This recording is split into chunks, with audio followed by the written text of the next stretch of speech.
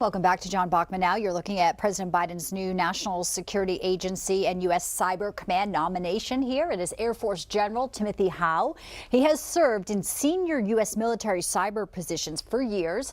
General Howe replaces outgoing Army General Paul Nakasone as head of command. Let's talk a little bit closer about cybersecurity. Here to discuss this, the state of our cybersecurity, is Scott Augenbaum, a retired FBI special agent and author of The Secret to Cybersecurity. Scott, great to have you in. Thank you so much for having me today. Well, first, your reaction to the news of the day, the new Cyber Command General Howe. Sounds like he has a really extensive resume when it comes to cybersecurity. Your thoughts?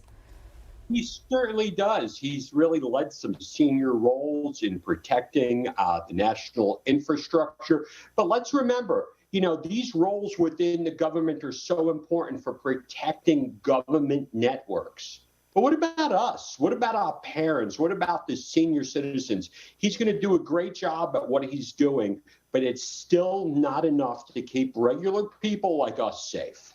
Excellent point. So I know that's where you come in, Scott. How do we keep ourselves safe? I know there's a lot of phishing attempts out there, and it's really so easy to just make that one error, click on a link, and all of a sudden you're defenseless. So walk us through some points that you can offer. Well, during my decades with the FBI, I had the unfortunate experience of interviewing thousands of cybercrime victims. And during my career, the hardest part was I couldn't get their money back. I couldn't put the bad guys in jail.